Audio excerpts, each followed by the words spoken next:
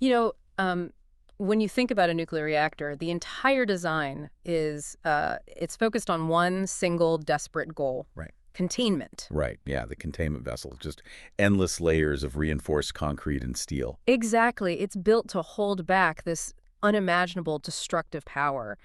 And, as long as that structural integrity holds, everything is fine. But if there's a fundamental flaw in the design, if the core itself starts to crack under its own immense pressure, the meltdown isn't just a localized danger. I mean, it is apocalyptic. Oh, absolutely. And that invisible radiation just leaks out, quietly poisoning everything and everyone it touches for generations. Yeah. And the core is cracking. Today, we are watching the meltdown in real time. Yeah. Welcome back to the deep dive. Today, we are unpacking a narrative where absolute power is just handed to the absolutely broken. It's a chaotic, hyper-violent, and frankly, emotionally devastating chapter. It really is. Hmm. We're looking at the psychological unraveling of the world's most powerful beings. Not to mention, the tragic cycle of generational trauma and all those dark strategic machinations happening in the background. Yeah, the sheer absurdity and darkness here is wild. I mean, we go from literal mind-bending hallucinations involving breast milk to this Oedipal twist that honestly rivals Game of Thrones. Okay, let's unpack this, starting with the one person who could either contain the blast or trigger it. Ryan. Right, because we are really witnessing the real-time, visceral corruption of innocence here. Yeah, Ryan is out there obliterating soldiers, just erasing them from the face of the earth with this terrifying, calculated brutality. It's like a slasher movie. Which is a massive subversion of expectations. Hmm. If you look at the trajectory of this universe, you might have reasonably anticipated a new powerhouse stepping into the fray. Yeah, for sure. Like maybe a newly introduced Russian hero joining the ranks to finally face down Homelander in this huge clash of titans, right? Mm. But Ryan going this dark, this brutally, it forces you to completely reevaluate everything you thought you knew about his character arc. It does. Because, he is tearing through military personnel, just leaving absolute carnage in his wake. But if we trace his psychological steps, it actually follows a deeply twisted, dark logic. Mhm. I mean, he rejected Homelander's pure narcissism at the end of the previous arc. He rejected Butcher's cold-blooded militarism. And he crossed an uncrossable line by killing Grace Mallory. Oh yeah, that was a huge turning point. Right. He's no longer that sweet, sheltered kid in the cabin. He's a deeply troubled teenager who is actively inheriting the absolute worst traits of both of his father figures. The mechanism at play here is this psychological limbo. He is completely trapped. He possesses Homelander's godlike biological capabilities, but he's also absorbing Butcher's ruthless ends justify the means capacity for violence. Really? Yet, crucially, he still feels guilt after the bloodshed. Right. Like he isn't totally numb to it yet. But, I have to push back on that a bit. Imagine you are looking at Ryan as the child of a remarkably messy divorce. Right. Only in this case, both parents are literal monsters actively trying to weaponize him for their own agendas. So is his post-murder guilt actually enough to save his soul? Or is that guilt just a temporary speed bump on his inevitable genetic collision course to becoming his dad? That tension is exactly what makes his arc so compelling right now. It's the ultimate test of nature versus nurture. Yeah. The fact that he experiences guilt proves he still possesses empathy, a trait Homelander fundamentally biologically lacks. But you have to remember that empathy in this universe is a vulnerability. Oh, a massive one. Right. Every single time Ryan uses his powers lethally, the psychological boundary of what he considers acceptable shifts just a little bit further. That guilt you see might just be a lingering echo of his mother's influence. And that echo is, it's fading the more he taps into his father's genetic legacy. The man Ryan is so desperately trying not to become. Let's look at Homelander, because his catastrophic daddy issues are driving the entire global conflict right now. We have this bizarre, deeply toxic paradox with Soldier Boy. Oh, it's the ultimate toxic dynamic. Think about the mechanics of what Homelander does here. Yeah. He essentially sends his own father to a location where he knows with absolute certainty he will die. Yeah, he lines it all up. Exactly. He is fully aware that Butcher is armed with a highly specific engineered virus capable of killing Soldier Boy. Homelander orchestrates his betrayal. He lines up the dominoes. Yet when Soldier Boy actually falls, Homelander genuinely weeps. It's so twisted. He cries over losing him, complaining to anyone who will listen that the people he loves keep disappearing. Meanwhile, he's the one systematically murdering them. I mean, he killed Madeline Stillwell. He killed Black Noir. He is personally responsible for so much death, and then he immediately pivots to act like he's the helpless victim of a cruel, uncaring universe. Right. It is peak weaponized narcissism. Just look at the award show sequence. He literally steals Soldier Boy's spotlight, hijacking a moment meant to honor his father, just to declare to the world, look at me. I'm his son. He's an absolute attention vacuum. He doesn't actually want a father. He wants an audience. Yes. And how does Soldier Boy respond to that desperate plea for validation? With the most brutal, surgically precise rejection imaginable. I mean, he strips Homelander of all his perceived godhood in one single sentence. The savage. He looks at this all-powerful being and calls him a pathetic, mortal nobody. He reminds Homelander that while Homelander will inevitably age, wither, and die, Soldier Boy is truly immortal. And that specific rejection leads into what might be the most brilliant piece of visual storytelling in this entire narrative. It's that haunting visual of Homelander immediately after the rejection. Absolute deafening silence. Yeah, that wide hallway. Right. He's just standing completely alone in this massive, cavernous hallway right next to a giant, grandiose portrait of himself. If we examine the mechanics of that shot, it perfectly captures the stark reality underneath his vanity. He is entirely surrounded by massive monuments to his own greatness, but inside, he is exactly what Soldier Boy diagnosed him as, a hollow, empty nothing. Wow. And to understand why that cuts so deep, we have to recognize where Soldier Boy's cruelty originates. In his own private conversations, particularly his vulnerable moments with Firecracker, Soldier Boy reveals that his own father was a cruel, emotionally distant titan of industry who constantly demeaned him, calling him a nobody. Just passing the trauma down. Precisely. That exact verbal abuse is what drove Soldier Boy to undergo the grueling process to become a Supia in the first place. He is simply taking the exact and traumatic abuse his father inflicted on him and passing it down, almost verbatim, to Homelander. It is a textbook generational curse. The grandfather abuses the father abuses the son, and now Homelander is passing that exact same trauma down to Ryan. But here's where it gets really interesting, because Soldier Boy's past links directly to a revelation that honestly made my jaw drop. The Oedipal nightmare. Oh yeah, the incredibly dark implications surrounding Stormfront. Right. Sister Sage casually mentions Stormfront in conversation, and Soldier Boy's reaction is incredibly telling. The subtext strongly implies they had a deeply intimate history back in their era. Now, when you combine this with the heavy lore theory circulating that Stormfront is actually the biological source material, the literal mother of Homelander. It creates a psychological horror show that is almost difficult to process, because Homelander had a highly publicized, deeply intimate, and incredibly twisted romantic relationship with Stormfront. So gross. If she is his biological mother, we're looking at a level of incestuous depravity that directly mirrors the Jaime and Cersei Lannister dynamic from Game of Thrones. But it's amplified by the fact that these are indestructible, superpowered beings. It adds an entirely new, grotesque layer to Homelander's desperate, violent need for maternal figures. And it all circles back to the original sin of this entire universe, Compound V1. Right. To truly understand the stakes of where this is heading, you have to look at the history and mechanics of the drug itself. Compound V1 is the original unrefined formula created by Frederick Vought back in the 1940s. It wasn't the polished product we see today. No, not at all. It was later tested in a brutal, secret Russian facility right up until the 1960s. It was incredibly volatile and highly unstable. They tested it on thousands of subjects, and only 5 people survived the process. Okay. Soldier Boy and Stormfront were among those 5. And the key mechanical difference between the modern commercialized V and the original V1, true immortality. That is the knife Soldier Boy twisted in Homelander's side. Exactly. Homelander is aging, he's fighting gray hairs, his prostate is enlarging, he is waking up to the terrifying reality that he is mortal. He doesn't just want political power anymore. He wants the V1 formula. He wants to be a permanent, unkillable god. But while Homelander is spiraling into this profound existential dread, the truly brilliant non-powered minds are quietly making their moves in the background. The masterminds. We have to talk about Homelander's mental descent because the psychological regression is severe.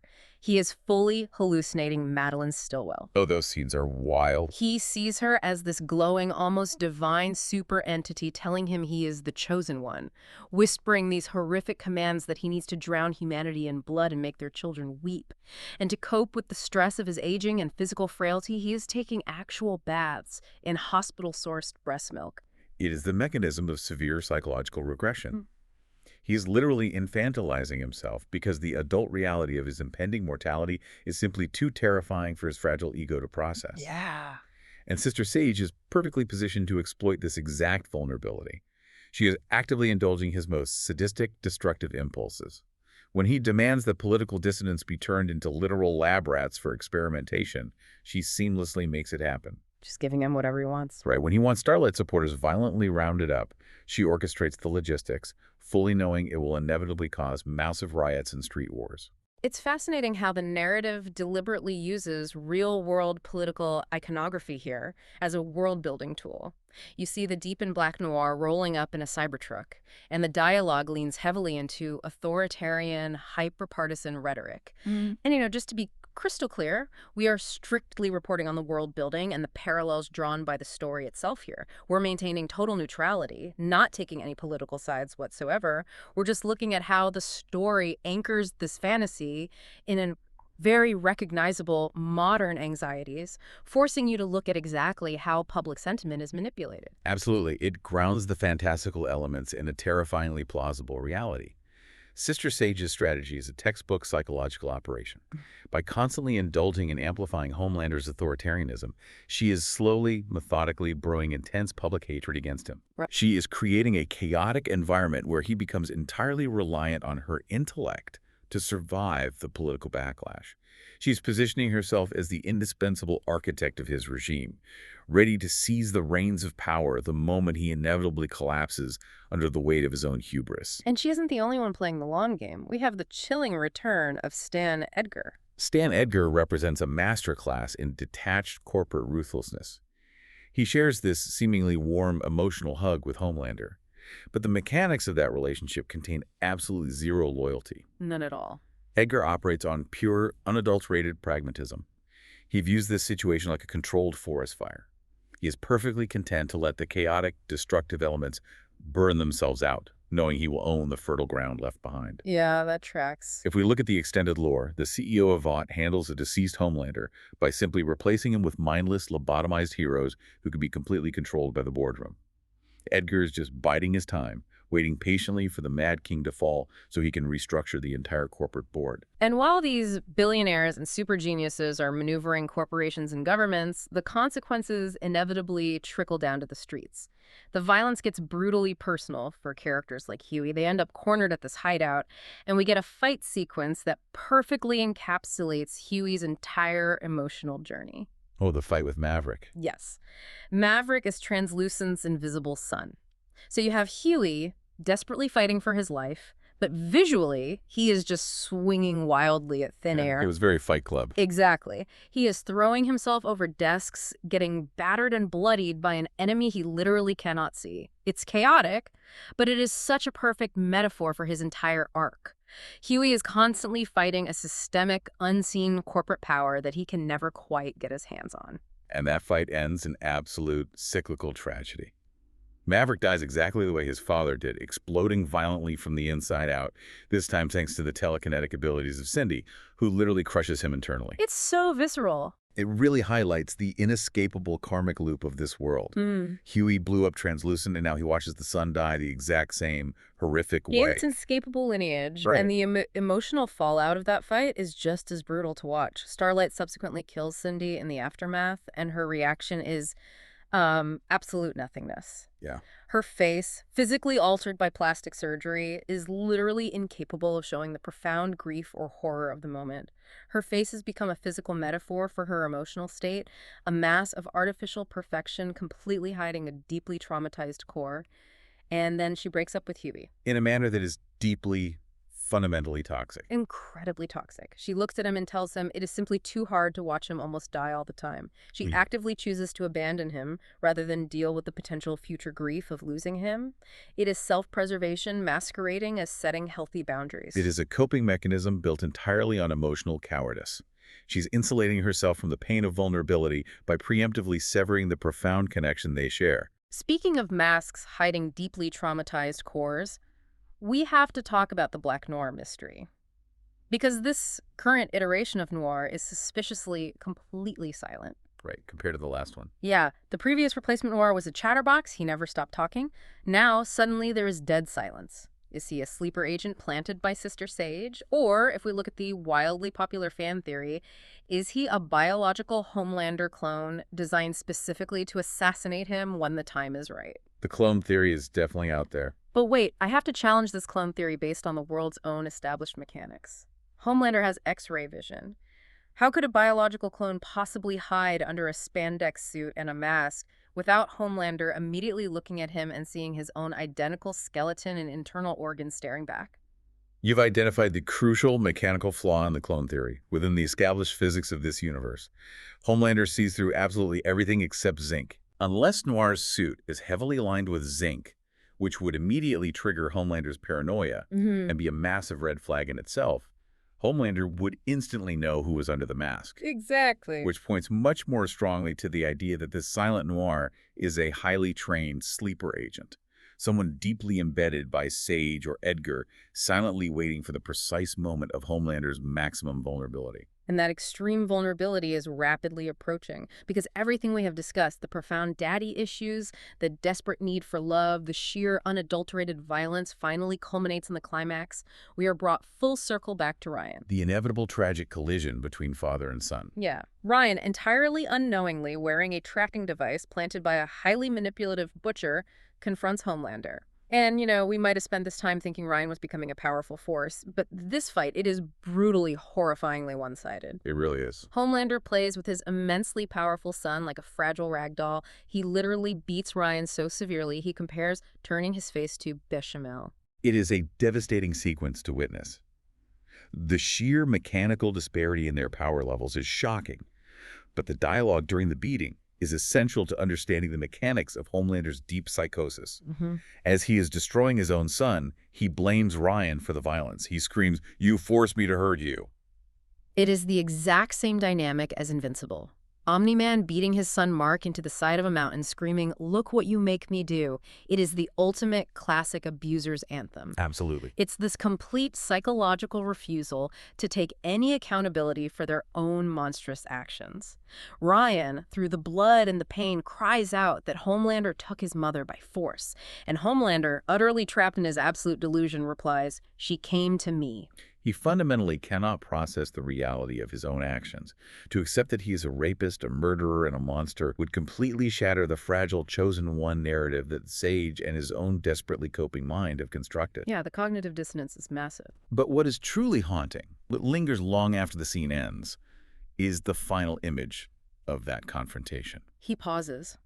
Right before delivering what would be a crushing, potentially fatal blow, Homelander pauses. And we see this brief, tiny flicker of profound sadness in his eyes. Because in that singular fraction of a second, the grand illusion drops, the godhood fades. He remembers that he was raised in a cold, sterile corporate laboratory to be nothing more than a highly profitable product. Yeah. He never had a mother to comfort him. He never had a father who loved him. He has never experienced a single genuine human connection in his entire existence.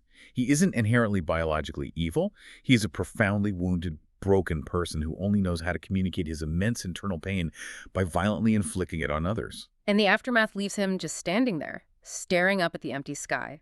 His hands are completely coated in the blood of his own son, and you can physically see him mentally scrambling, his brain working in overdrive, trying to convince himself that this brutality was necessary, that he is still the golden god, the chosen one meant to rule. It is the ultimate tragedy of a man who desperately wants to be loved, but reflexively destroys everything capable of loving him. Okay, so what does this all mean? When we step back and look at the entire board, from Ryan's terrifying slasher evolution to Sister Sage's calculated psyops to this incredibly brutal father-son beatdown, what is the core takeaway for you? The true terror of this universe isn't the laser vision, the super strength, or the exploding bodies. Those are just symptoms. Right. The true terror is the catastrophic fallout of unhealed generational trauma when it is paired with absolute unchecked power. It is the chilling realization that the most dangerous, destructive beings on the planet are entirely driven by the emotional impulses of neglected, abused children. The nuclear core is cracking, and the meltdown is threatening to take everyone with it, which leaves you with the final terrifying thought to mull over. Let's say Homelander gets exactly what he wants. Let's say he successfully massacres his way to that hidden Russian facility, secures the original V1 compound, and achieves true biological immortality. What happens to his incredibly fragile, fractured psyche a century from now, when he finally realizes he has murdered everyone he ever wanted to love him, leaving him completely alone to rule over a world of ashes for all eternity? An immortal god ruling over absolutely nothing. Thank you for joining us on this deep dive. We'll see you next time.